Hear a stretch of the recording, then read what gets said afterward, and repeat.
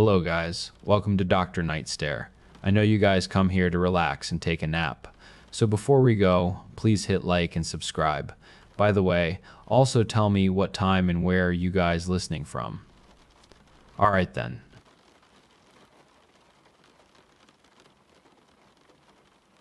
The departure from the isolated lakeside cabin that morning was abrupt.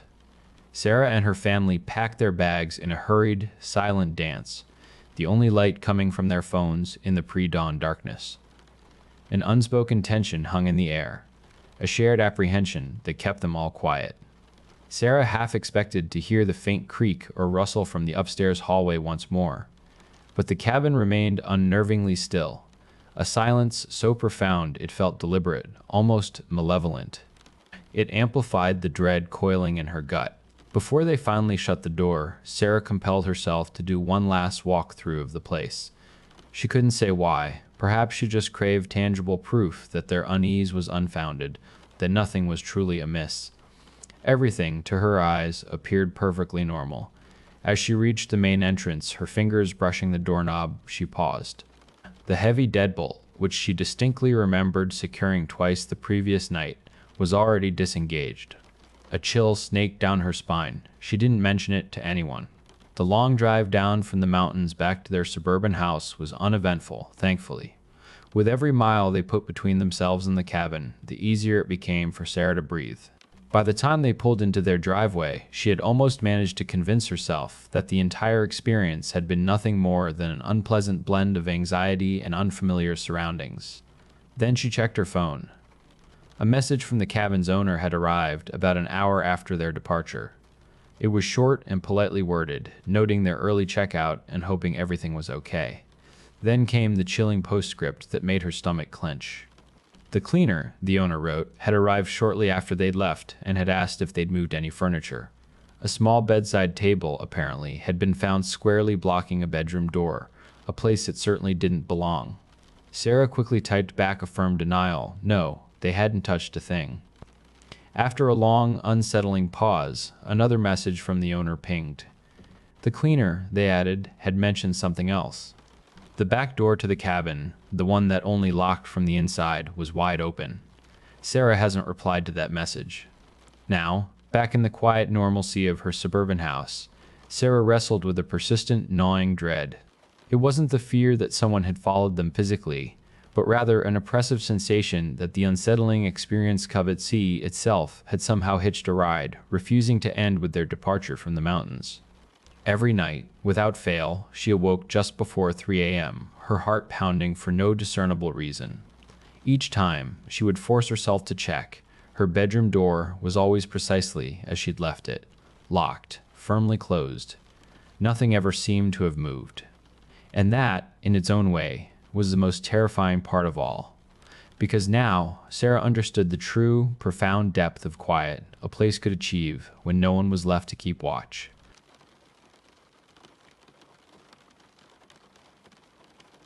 Julian had always been excessively protective of Lena. Any time they left the house, he'd insist on accompanying her, even for the most mundane errands. One afternoon, their drive took them past the Gilded Relic, a small antique shop.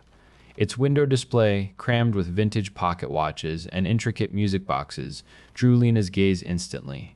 A particularly delicate porcelain figurine caught her eye, almost glowing amidst the shadows. "Could we stop here?" she asked, pressing her nose to the glass. Julian raised an eyebrow, his expression a familiar mix of caution and mild annoyance. "Antiques? Why?"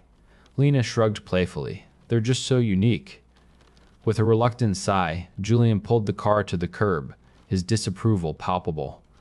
"If you're so intent on collecting, we can visit Retro Revival on the way back for some proper pieces." Lena just laughed, already opening her door. "Relax, I'll only be 10 minutes.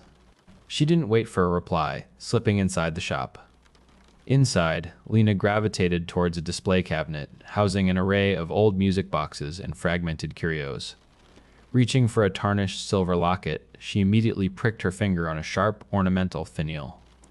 At their home, she often spotted discarded ceramic figurines in the dusty corners, but Julian would never let her touch them. She would only get as far as examining them from a distance, her fingers itching to clean and restore them before he would firmly guide her away, wiping her hands clean with a pre-moistened cloth from his pocket. Julian didn't allow her to keep any delicate artifacts or vintage trinkets at their house. She watched their shelves slowly fill with nothing but dust and neglected relics.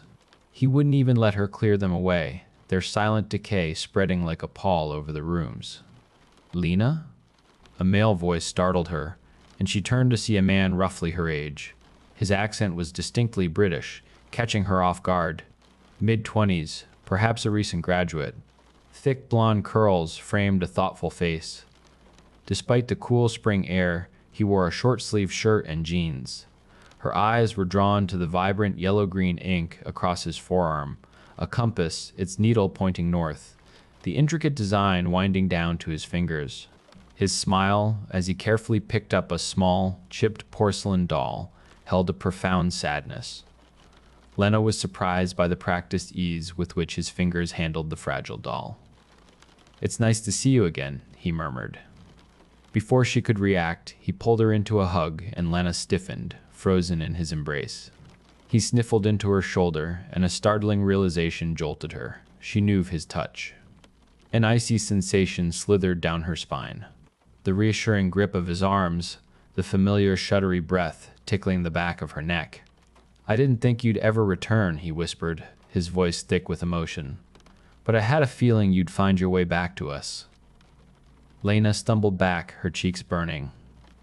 "What are you talking about?" she hissed, her voice barely a whisper. She fought to regain composure, ignoring the screaming protest of her nerve endings. Her brain was alight with a terrifying truth. She did know him. She recognized his slightly gruff tone, the high-pitched catch in his laugh, the way his eyes crinkled when she made him smile. She forced herself to shake the thoughts away. I think you're mistaken." His expression crumbled, tears welling in his eyes. "You." He ran a hand through his blonde curls, swiping at his nose. "Bloody hell, Lena, you don't know who I am, do you?" She could only shake her head, her legs feeling suddenly weak.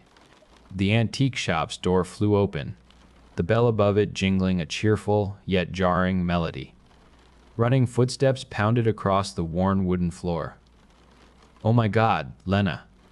A petite girl with fiery orange pigtails practically launched herself into Lena's arms. She appeared to be the same age, dressed in overalls adorned with tiny clockwork gears, a similar gear tattooed on her wrist. She burst into tears, and Lena's body involuntarily convulsed against the force of her embrace.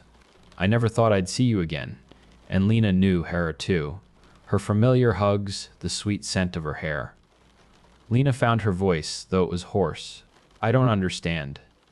Instead of answering, the girl quickly pulled down Lena's sleeve, revealing a small, intricately designed clockwork gear tattooed just below her elbow. Lena had never seen it before. Julian always made sure Lena's eyes were averted when she changed. He'd insisted on long sleeves, even in the height of summer, and had often bandaged her arms for no apparent injury. "Lena," the girl whispered, pulling her into another tight hug. "Don't you remember us? A bad man took you 3 years ago. We searched everywhere, but it was like you'd vanished." The man, now identified as Finn, grabbed Lena's hand, squeezing it tightly. "We're going," he murmured, "before he can take you away again." Somehow, Lena allowed Finn and the girl to lead her outside. Her body seemed to respond instinctively. She knew their touch. She knew they were safe. Julian, on the other hand, had never truly made sense. He hated anything old or antique. Finn and Zoe, they were her friends. Finn gently guided Lena into the back seat of his car, while Zoe scrambled into the front. "Get rid of your phone," Finn whispered, starting the engine, "in case he tracks you." Lena nodded numbly, pulling out her phone. A text from Julian lit up the screen. "Julian, I'm sorry to be overprotective. I'm not allowed to say much. A psychopath took you away. You and 2 others. He renamed you after artifacts, branded 3 of you, brainwashed you. The others were never found, but I found you. I never gave up. And I'm never letting you go again." As Lena's eyes grew heavy, another text popped up. "As Julian, I've got you coffee. Where are you?" "Lena." Finn's voice echoed, distant, as her head lolled against the window. Her phone slipped from her numb fingers, her lungs suddenly starved for air. A memory, sharp and terrifying, bloomed in the back of her mind, a dim, dusty chamber filled with ticking mechanisms and forgotten relics. Cold iron manacles clamped around her wrists, the metal biting into her skin. A warm head had rested on her shoulder, and a voice had whispered for her never to forget his true name. His shuddery breaths had tickled her skin. "I'm Liam," the voice splintered into a sob, echoing through the confined space. "Don't let me forget." With numb hands, Lena tried the car door. It was locked. "Don't worry, Lena," Finn hummed, a wide grin spreading across his face. Zoe burst into high-pitched giggles from the front seat. "We're taking you back to the Curator."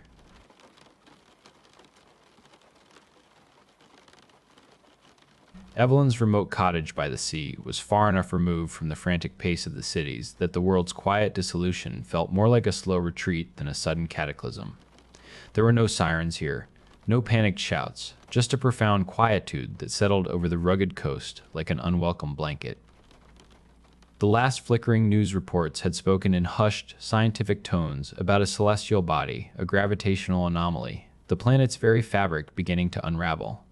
Eventually, the warning ceased, replaced by somber, heartfelt thanks for our understanding and our quiet dignity. Evelyn awoke before the sun, not by choice, but because Buster, her elderly terrier mix, was already up. He stood by her bed, tail a gentle pendulum, ears pricked, his gaze fixed on her with that familiar, patient insistence. "All right, old boy," she murmured, pushing herself up. Outside, the dawn sky was a shade Evelyn had never witnessed, not the vibrant hues of a new day, nor the angry grays of a coming storm, but a bruised, ethereal violet, as if the light itself was struggling to break through an ancient, clouded pane. The gulls were silent, the usual chorus of cicadas absent. The very air felt muted. The old transistor radio on the kitchen counter still crackled to life. No cheerful morning shows, no advertisements. Just a calm, synthesized voice repeating a singular message. Immediate infrastructure failure. Recovery impossible. Thank you for your understanding. Evelyn reached out and gently twisted the dial, silencing it. Buster shadowed her every move, his nails a soft tap-tap on the wooden floors, occasionally bumping her leg with his head when she paused. Evelyn fed him his breakfast. He devoured it with his usual gusto, then nudged the gleaming, empty bowl towards her, a satisfied wag of his tail conveying his achievement. They stepped out into the morning. The coastal scrub, usually alive with rustling leaves and scuttling creatures, was unnervingly inert. Not dead, but hollowed out. The stunted pines stood in perfect, windless stillness. From somewhere far across the water, a low, metallic groan echoed, stretched impossibly thin and vast. Buster trotted ahead, nose to the ground, sniffing at nothing discernible. As mid-morning approached, the strange violet light began to dim even more, deepening to an indigo hue. Shadows, detached from their sources, elongated and warped. Evelyn's old flip phone blinked out, its signal long gone, its battery now inert. A faint, acrid scent, like ozone mixed with old pennies, permeated the air. Evelyn settled onto the small porch swing, leaning back against the cottage door. Buster curled up tightly beside her, his soft weight a comfort, and soon drifted into sleep. He was oblivious to the subtle, increasing pressure in the atmosphere, or the way the ocean horizon appeared to curve inward, as if the world itself was a fragile glass globe. His legs twitched, his paws paddled at invisible ground. Evelyn pictured him chasing phantom squirrels, or galloping across sunlit beaches after a favorite ball, her own laughter ringing in those imagined spaces. When the final approach began, it wasn't a roar, but a profound vibration. A low hum resonated deep in Evelyn's bones. A silent chord struck across the entire landscape. The distant pines, then the nearby bushes, bowed inward as if caught in an impossible vacuum. The indigo sky deepened, then bled into an absolute lightless black. It felt as though the very globe they rested upon was being cradled, gently but inexorably. Buster stirred, stretched luxuriously, and gave Evelyn's hand a soft, warm lick. Evelyn buried her face in his scruffy fur, inhaling the familiar, earthy scent of him. Warm, loyal, utterly alive. "I'm here, boy," she whispered into his ear. He responded with a soft thump-thump of his tail against the wood. And as the ultimate darkness descended, Buster never understood the why. He only knew the comfort of being warm, nestled close, and utterly not alone, as the quiet world around them simply ceased to be.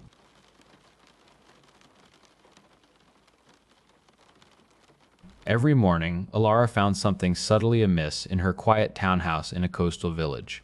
Nothing broken, nothing missing, just adjusted. It began with a painting in the hall. A landscape, usually perfectly straight, was tilted ever so slightly to the left. She assumed she'd brushed against it, half asleep. She straightened it and thought no more of it. The next morning, her pantry shelves had been rearranged, not dramatically. Spices nestled between tins of soup. A bag of rice placed at the very back, almost hidden. Her morning tea was wrong too. Same cup, same blend, but it tasted like an echo of comfort rather than the real thing. By the end of the week, Alara started jotting down observations. Monday, study window smudged higher than she could easily reach. Tuesday, bedroom armchair moved closer to the window. Wednesday, left gardening glove by the back door.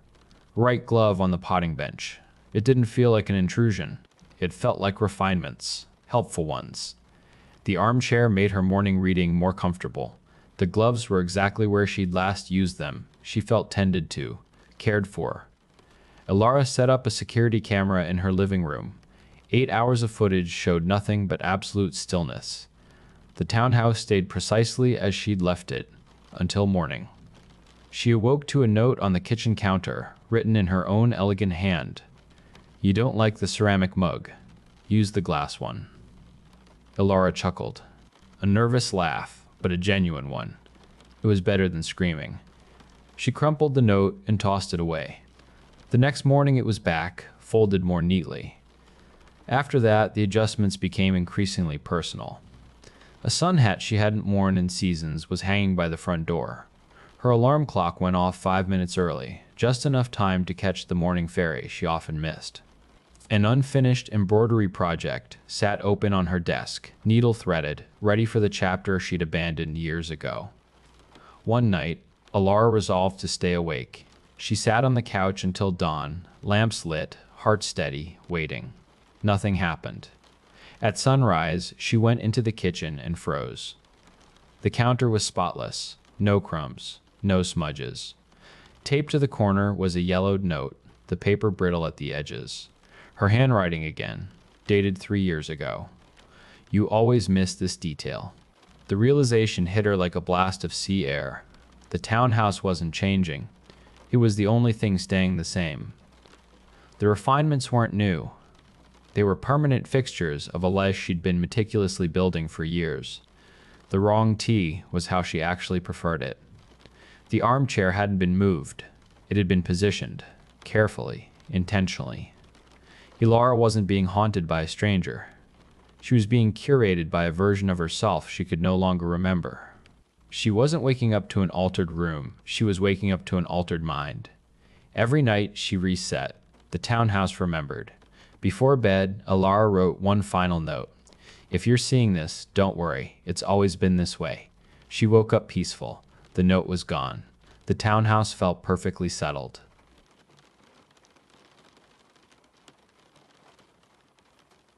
Marion, quick, come here." "What, Theron? Can't you manage the birthing yourself? Come here."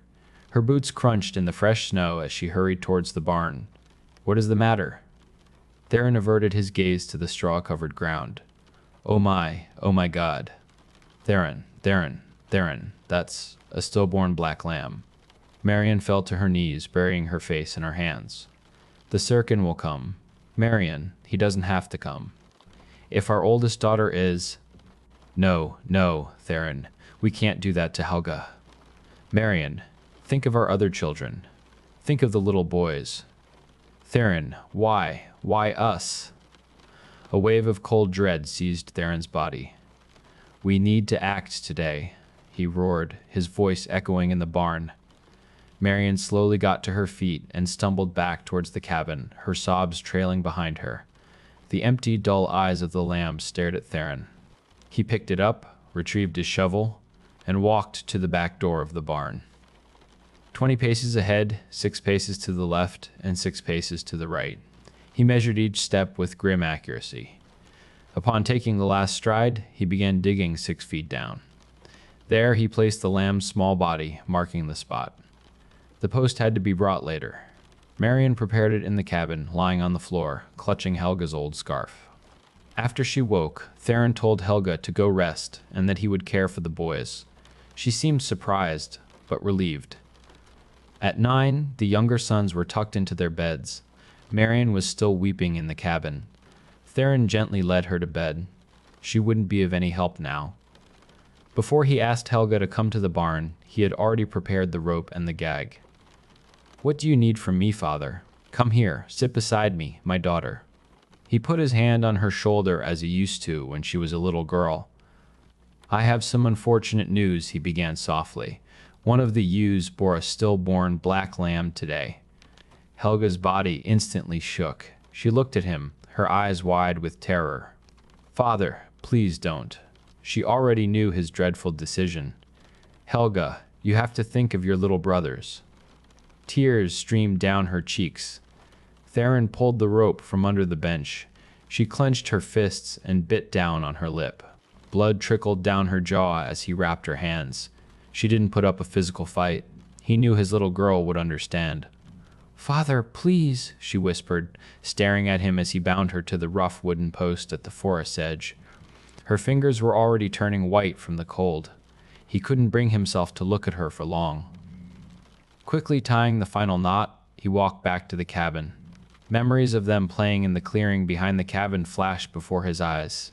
His lip began to tremble, but he managed to compose himself. Marion was by the ancient Jurkin painting on the wall, praying fervently. Did she? No, she was strong. I hope she doesn't suffer too long. The morning after, Theron woke earlier than usual. Looking out the window, Helga's body was still tied to the post, halfway deep in the snow. When he walked over, she was frozen solid, no breath, no heartbeat, no heartbeat.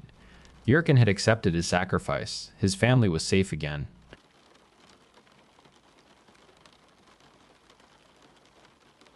Chancellor Kale, once a figure as immutable as the ancient mountains surrounding the Republic of Aethel, seemed to hold eternity in his grasp.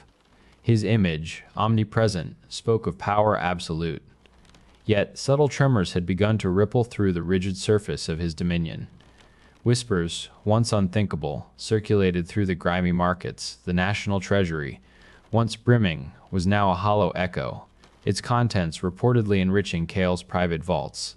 Even the revered Global Arts Council, long compelled to laud her every amateur theatrical, had dared to rescind the 12 Best Actress awards bestowed upon the First Lady. More startling still, an anonymous tip had led to the discovery of an online marketplace listing, 10,000 practically new tanks, negotiable. Everyone knew who owned that many. Even Brutus, Kale's snarling, obsidian-eyed pit bull, his most formidable personal loyalist, seemed to eye his master with a new, unsettling equivocation. The local utility company, emboldened by an unusual laxity in enforcement, had actually cut the water supply to the palace's infamous re-education chambers. In countless homes, wives, once silent, were beginning to speak to their husbands again, realizing the faint hum of the hidden listening devices in their bedrooms had mercifully ceased. Border patrols, typically obsessed with keeping citizens in, now reported a surge in outbound tunneling far outstripping any attempts to enter. Old Jeeves, Kale's ever-stoic butler, nearly dropped his silver tray when the Chancellor, with a peculiar glint in his eye, asked, "Jeeves, old boy, I might need you as a reference, you know, for future endeavors." News channels, still under censorship, but subtly hinting, reported the sudden withdrawal of Kale's elite guard from their defensive positions around the Crystal Palace theme park, a national landmark. His latest public appearance revealed a peculiar stiffness to his coiffure. Close-ups showed a glint of what appeared to be reinforced plating beneath the synthetic strands of his new look. Hairpiece. Overnight, the ubiquitous propaganda posters had been quietly updated, the menacing "Obey" replaced by a strangely apologetic "I can explain," a national decree, not for increased productivity, but for citizens bearing an uncanny resemblance to Chancellor Kale, baffled many. And for the upcoming Festival of Loyalty, a mandatory dress code was imposed. Everyone was to mimic the Chancellor's distinctive uniform and stern facial expression. The usual reports of opulent palace feasts had been replaced by a whispered account of Kale, his family, and a simple meal of processed meat sticks grilled over a flickering kerosene lamp. His last major address was reportedly only carried by a minor entertainment network, tucked away between celebrity gossip shows. The extravagant ermine cloak, a symbol of his power, was nowhere to be seen, replaced by rumors of a shaman-blessed invisibility cloak. His decree to rename the Republic of Ethel after his late mother, Gloria, was met with an uncharacteristic silence, rather than the usual rapturous applause. Even the national contraceptives, for years emblazoned with Chancellor Kale's stern visage, were now produced with a simple, unadorned wrapper. Secret intelligence indicated that the once feared legions were now almost entirely comprised of meticulously crafted, but utterly lifeless, ceramic figures. State television, usually filled with endless praise, had begun airing reruns of an ancient American sitcom, The Big Bang Theory, in prime time. The latest conscription notice lowered the age of service to an alarming degree, even below the country's legal age of consent. Sources close to the palace observed Kale personally overseeing the packing of travel trunks rather than the appointment of new judges. His infamous, rambling 12-hour orations had given way to brief public appearances where a phalanx of lawyers merely asserted his right to remain silent. The official unemployment rate, bafflingly, still stood at a precise 100%, yet no one dared question it until now. Even the international tabloids, once paid to laud Princess Serafina as a global fashion icon, now openly branded her an unhinged socialite. The dreaded security forces, once omnipresent, reportedly ran out of batteries for their preferred persuasion tools. For the first time in memory, citizens realized they hadn't witnessed a public lashing all week. And perhaps most alarmingly, your brother, whom you had denounced 3 years prior for speaking against the state, was seen walking freely. The once gaunt figure, now a shadow of his former self after years of re-education, that left him both impotent and incontinent, was said to be asking questions about you.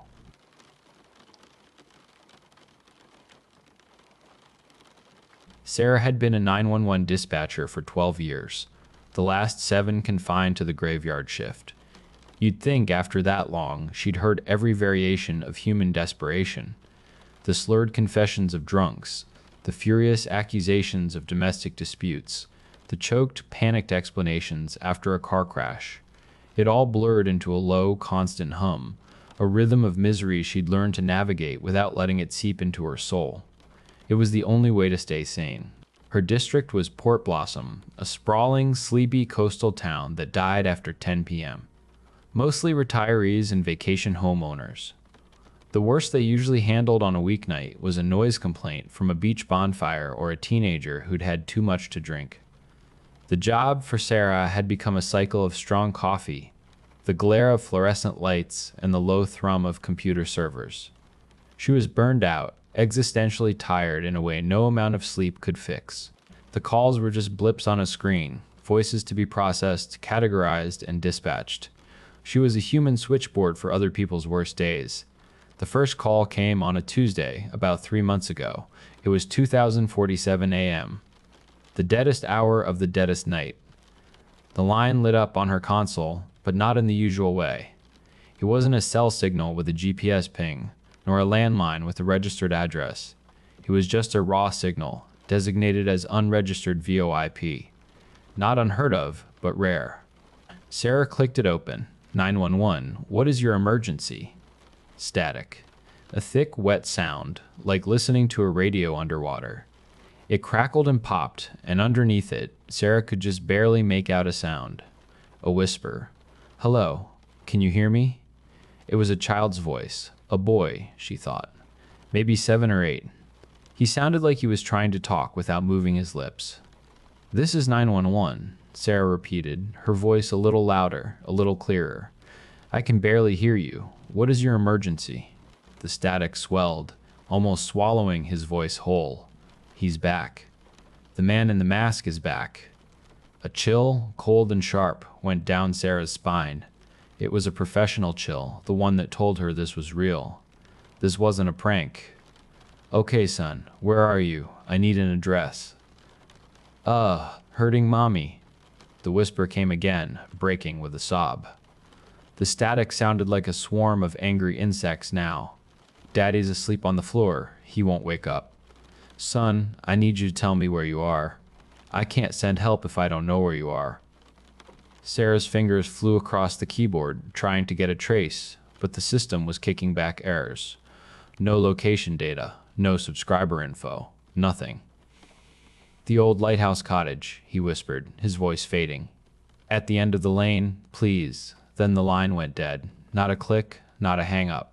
It just ceased to exist. One moment it was there, a line of static and terror, and the next it was just a dead channel. Even without an address, the old lighthouse cottage at the end of the lanes was enough. Out on the forgotten stretch of coast, there was a winding, overgrown lane that eventually just faded into rocky cliffs and sparse brush.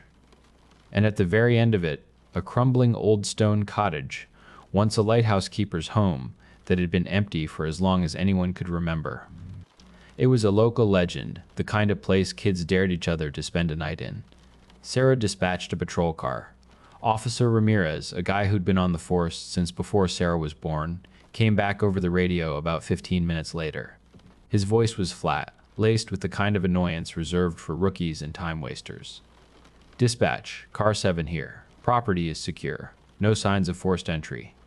Place is boarded up, tighter than a drum. There's nobody here. Hasn't been for 50 years by the looks of it." 10-4, car 7, Sarah said, her own voice betraying none of her confusion. "Are you sure?" The caller was a child. He said his family was being attacked. There was a sigh over the radio. "Listen, the dust on the porch is an inch thick. The boards on the windows are gray and rotted. If someone's in there, they're a ghost. We're clearing the call. Tell whoever's playing games to knock it off." Sarah logged it as unfounded and tried to put it out of her mind. A prank. A sophisticated one, maybe, using some kind of voice changer and a VoIP spoofer. Kids these days, she was too tired to care. A week later, at 2047 a.m., the same line lit up. The same static. The same terrified, whispering voice. "He's in the house. I can hear him walking." This time, Sarah felt a knot of ice form in her stomach. "Son, is this the same caller from last week?" A choked sob. "He has the mask on." The one with the scary smile. Mommy's screaming. Faintly, through the storm of static, Sarah thought she could hear it.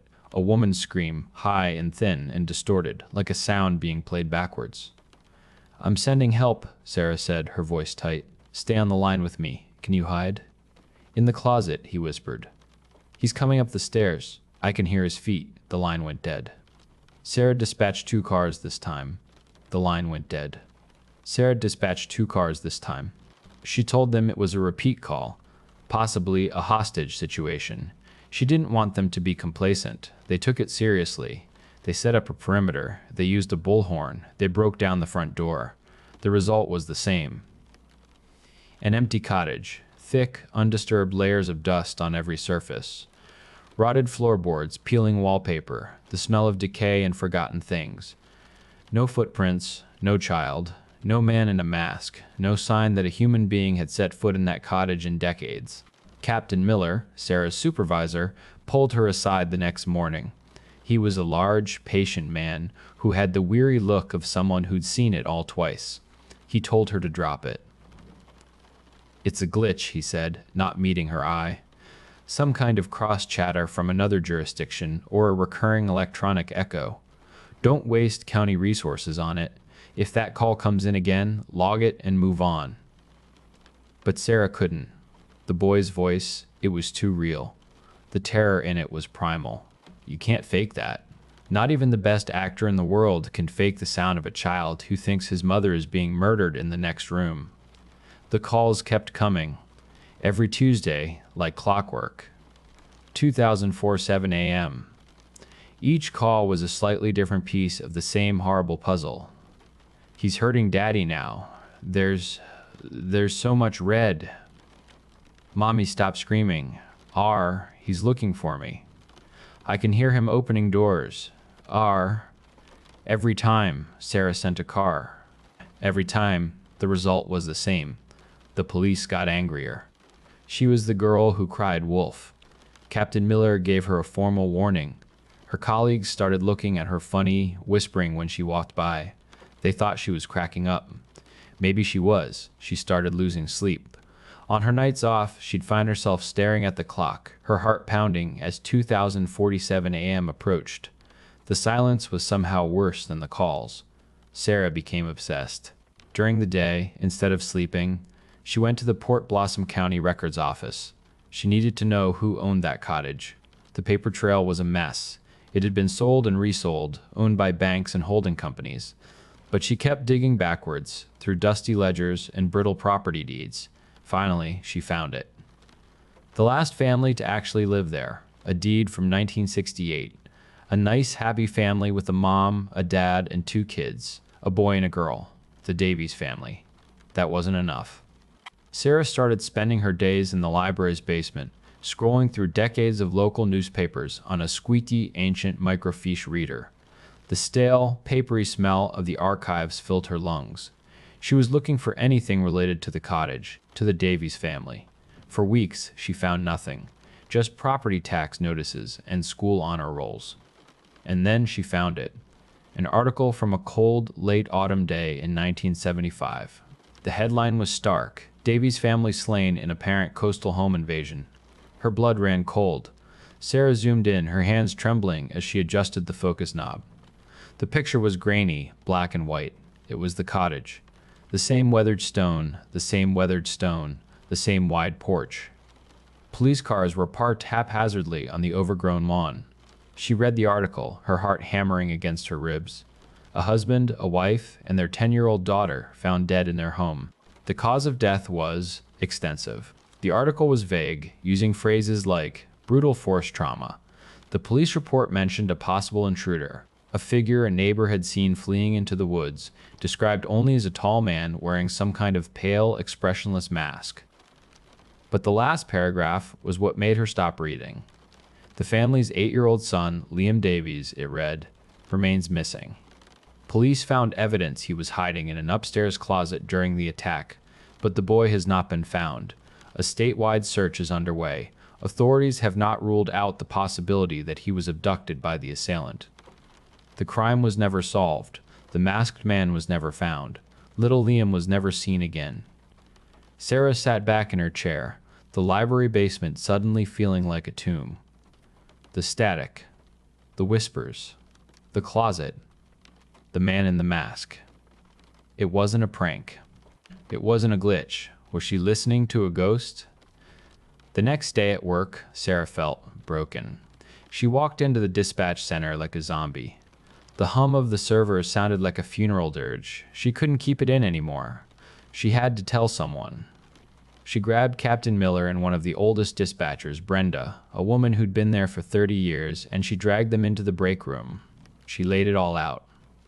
The calls, the timing, the empty cottage, the microfiche article. She showed them the copy she'd printed out, the grainy picture of the cottage, the headline. She expected them to think she was insane. She expected them to tell her to take a leave of absence. They didn't. They just looked at each other. It was a look Sarah had never seen before, of a grim, tired resignation. Captain Miller sighed, a heavy, rattling sound, and rubbed his temples. Brenda just stared at the article, her face pale.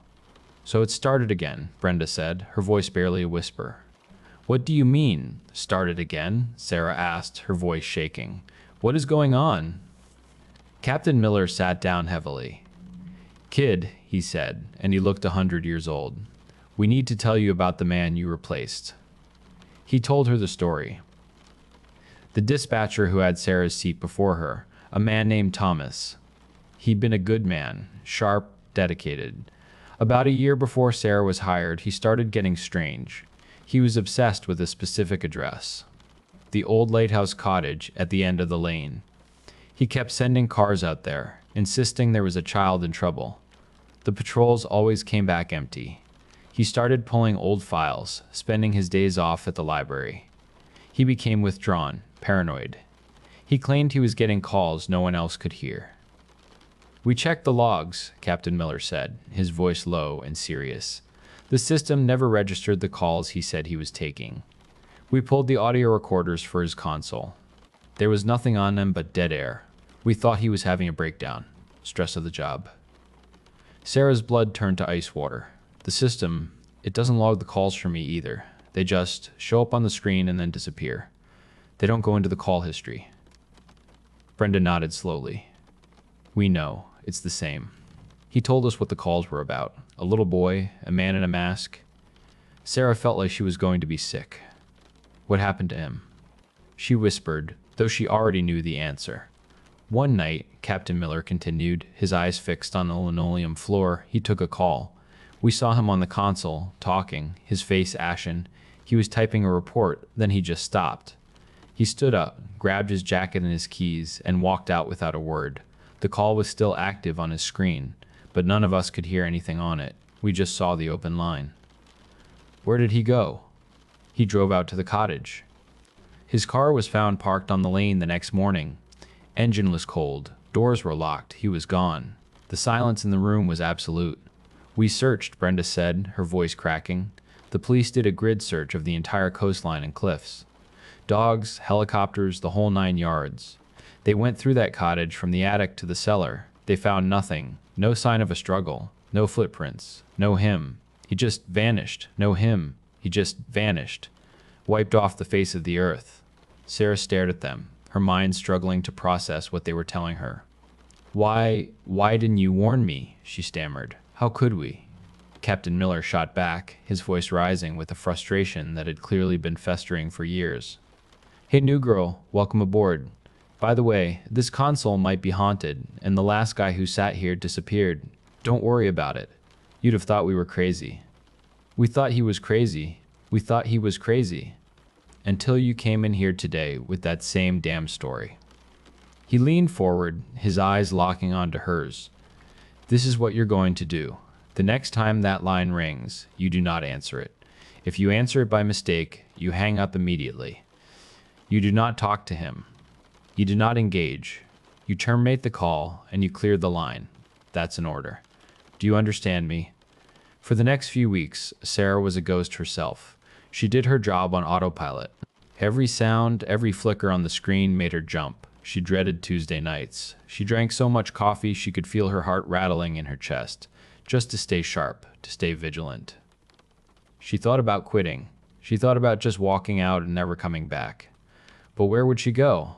Then, last night, it happened. It was 2045 a.m. Sarah was staring at the clock, her knuckles white from gripping the edge of her desk. The minutes ticked by like hours. 2046. Her mouth was dry. Her heart was a drum solo in her ears. 2047. The line lit up. The unregistered VoIP. It felt like a physical blow. Sarah flinched back in her chair. Her training, her instincts, every fiber of her being screamed at her to answer it. There was a child in trouble. That was the job. But she remembered the pale, haunted face of Captain Miller, the story of the man who had vanished. You terminate the call. She let it ring. Once, twice. The flashing light on the console seemed to sear her retinas. Her hand hovered over the button, trembling. She couldn't just ignore it. She had to answer. She had to. She clicked the button. 911, what is your... The static was a roar, louder than it had ever been. It was a physical presence in her ear, a wall of noise. And through it, Liam's voice came, not whispering this time, but screaming. It was a raw, ragged sound of pure agony and terror. "He's got me. He's got me. He's got me, please. He's taking me. Please, ma'am, don't let him take me. Help me." The sound ripped through Sarah's professional detachment and tore right into her soul. This was it. The climax. The moment the boy was taken, replaying for all eternity. Her hand flew to the keyboard to dispatch a car. a purely reflexive action born of years of training. But she stopped. Her fingers froze over the keys. He's gone. This already happened. It's not real. The boy was sobbing now, his screams turning into choked, gasping pleas. Please, you promised. You said you'd send help. Don't leave me. Sarah felt tears welling up in her eyes. She was a 911 dispatcher. Her job was to send help. And she was going to sit here and listen to a child be abducted or murdered and do nothing. I'm sorry, she whispered, her voice thick. I'm so sorry. She reached for the terminates button on her screen. Her finger was a millimeter from the glass. This was it. She was choosing to save herself. She was choosing to let him go. And then the screaming stopped. It wasn't a fade out. It was an abrupt cut, as if a switch had been flipped. The roar of the static dropped to a low, sinister hum. The line was still open. Silence. Sarah's heart was in her throat. Did she do it? Then a new sound came through the headset. It wasn't the boy. It was a man's voice. A whisper, just as terrified as the child's had been, but older, hoarser. It was distorted by the same underwater static, the same swarm of electronic insects. There was a voice trying to push its way through an impossible distance, through time itself. And it was a voice Sarah felt, deep in her bones, she should have recognized from an old staff photo in the hallway. The whisper was faint, but utterly, terrifyingly clear. He's here. Sarah froze, her finger hovering over the screen. The voice was ragged, desperate, broken. He sees you. Through the line. He sees you. Through the line. He's looking right at you. A cold dread, so absolute and profound it felt like death itself, washed over Sarah. She slowly, involuntarily, looked up from her console, across the darkened dispatch center, towards the plate glass windows that looked out into the night. There was nothing there but the reflection of her own terrified face in the glass, her skin pale in the glow of the monitors. The whispering in her ear continued, a final, chilling plea from a place beyond hope. Please, get me out of here.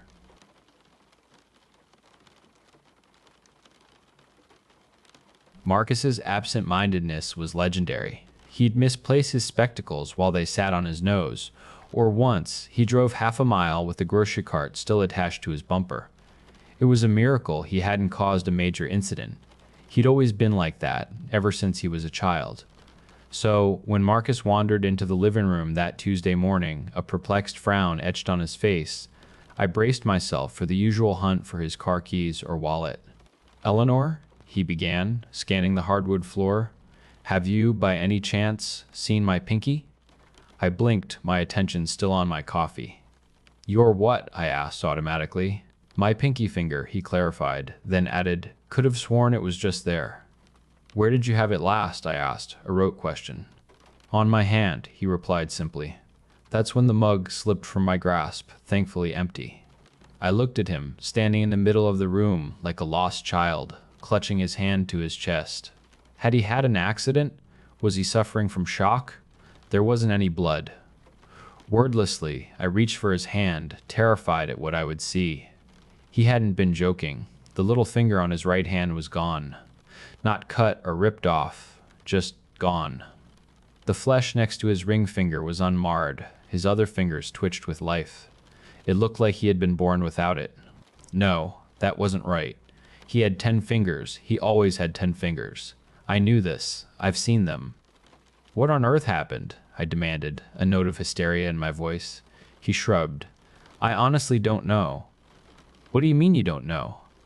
I don't know. He gave his four-fingered hand a fleeting glance. I woke up and poof, gone. His indifference was frustrating. Fingers don't just vanish, Marcus. You must have done something. He shrugged again. Maybe it rolled under the sofa. I swatted his arm. This is no time for jokes. I'm not joking. He scratched his stubbled chin. It probably dropped off and rolled under the desk. The thought of my husband's disembodied digit falling off like a wart, picking up dust bunnies and forgotten crumbs, hiding so it could fester. Disgust rose within me. I swatted his arm again. How can you be so casual about this? I saw the way he rolled his eyes at me, and it was like a white-hot needle of rage was inserted into my skin. It'll resurface, Eleanor. He waggled his fleshy nub. It's not like it's my dominant finger or anything. That's not the point. My voice was rising with every exchange, and still, he wouldn't take that stupid, gormless look off his face. Eleanor, listen to me. He reached out, brushing hair away from my face. His fleshy nub touched my cheek. I couldn't help twitching in disgust. Whoa, Eleanor, calm down. It's fine. His placating tone annoyed me more than if he was screaming. How? I began slowly. Can I calm down when you've lost a finger? He didn't even blink. Don't worry your pretty head about it. He reached up and gently cupped my face, bringing it in close until all I saw was his wide eyes and smelled his toothpaste-scented breath. He breathed me in, loudly, heavily, nostrils flaring like a bull. There's no need to panic. Everything will be fine, he told me. Annoyingly calm. I can get by without a pinky for a day, I'm sure. Before I could say anything else, he put a finger to my mouth, shushing me. I never took my eyes off his afflicted hand. If it'll give you peace of mind, you can look for it yourself. It has to be around here somewhere. He flashed me a big-toothed smile, the corners of his lips touching his eyes. With that, the conversation was over. He gave me a goodbye kiss, patted my cheek with his four-fingered hand, and turned to leave. I'll be late for the office. If you tidy up around here, I'm sure the finger will pop up. He sniffed as he looked around the room. See you later. Just like that, he was gone. The click of the door, a distant echo as I racked my brain for answers. His right hand definitely had 5 fingers last night. I knew he did. I repeated that mantra in my head, even as doubt began to creep in. No. I woke up first and turned to look at him. He was fast asleep with both hands clasped to his chest, and he had 5 then. Wait, didn't he? I frowned. The creeping doubt grew stronger. Did he have 5 fingers? Yes, of course he did. Don't be stupid. I pressed the heels of my palms into my eyes, hard enough to hurt. I had to stop the swirling torrent of thoughts that assaulted me. I was starting to lose it. It was his twisted attitude. It spread to me. No, I couldn't lose it, not until I at least searched for it. If I called for an ambulance, they'd take one look at his weird little nub, unblemished, and call me crazy. My husband wouldn't help. He'd probably crack jokes about hysterical wives.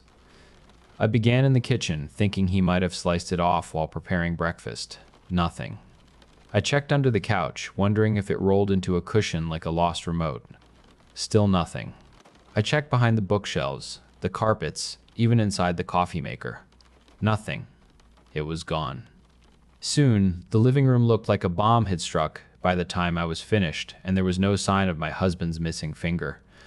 With a defeated sigh, I pulled out my phone, contemplating the call to Marcus and his inevitable, "I told you so." As I ran a weary hand through my hair, a snag caught my attention. I looked down, brushing the tangled strands away from my palm. There, unmistakably, entwined with my long hair, were not 5, but 6 fingers on my left hand. My 5th and 6th fingers curled together. I wasn't just stressed. I was beyond comprehension.